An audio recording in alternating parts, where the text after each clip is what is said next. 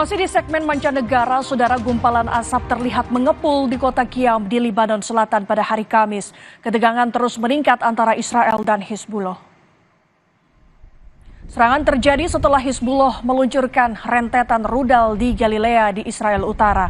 Konflik antara Hizbullah dan Israel terjadi sejak 8 Oktober tahun lalu di sepanjang perbatasan negara.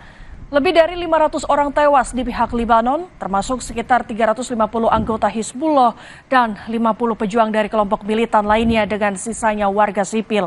Sementara di pihak Israel, 22 tentara dan 24 warga sipil telah dinyatakan tewas.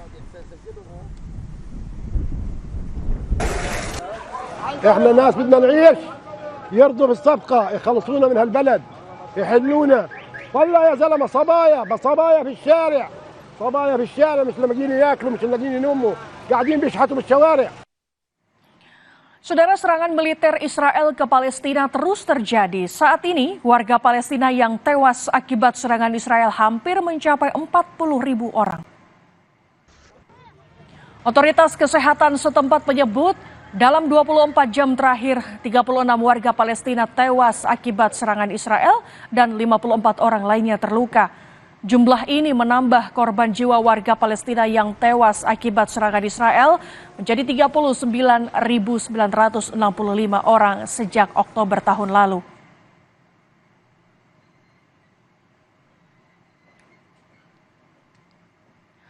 Saudara, Amerika Serikat dan mediator utama Mesir dan Qatar tengah mengintensifkan upaya untuk mendorong Israel dan Hamas menuju kesepakatan gencatan senjata. Pembicaraan di ibu kota Qatar, Doha, tetap berlangsung tanpa dihadiri perwakilan Hamas. Selengkapnya ikuti laporan tim VOA berikut ini.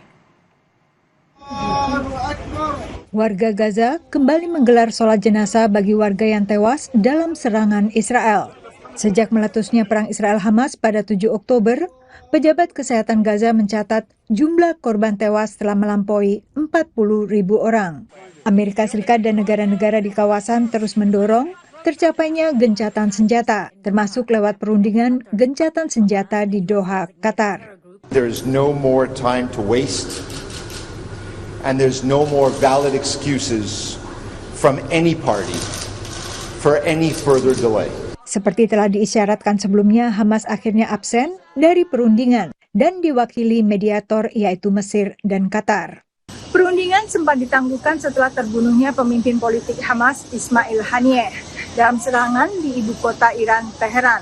Sejak itu, Israel siaga mengantisipasi serangan balasan Iran yang menuduh Israel berada di balik pembunuhan Haniyeh.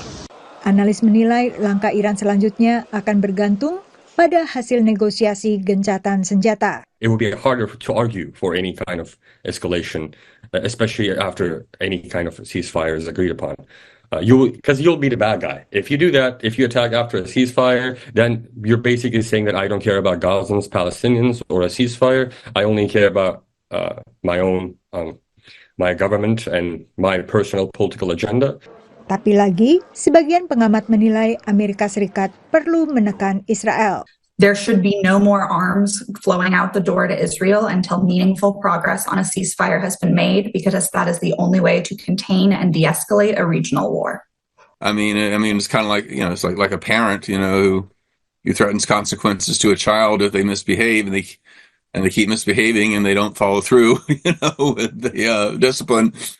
Pada saat yang sama, kondisi dalam negeri Amerika Serikat dengan berlangsungnya Pilpres pada November juga memberikan tekanan bagi Israel di bawah pimpinan Netanyahu untuk berkompromi. If he says to Netanyahu, game over, what's coming down the pike, whether it's President Harris or President Trump, there isn't going to be the same kind of long leash for you. So it's time to kind of wrap it up and bring about a new era. Pertemuan di Doha kali ini juga dihadiri pejabat intelijen Israel yang diberi wewenang lebih luas untuk melakukan penawaran. Dari Washington DC, Yuni Salim dan tim VOA.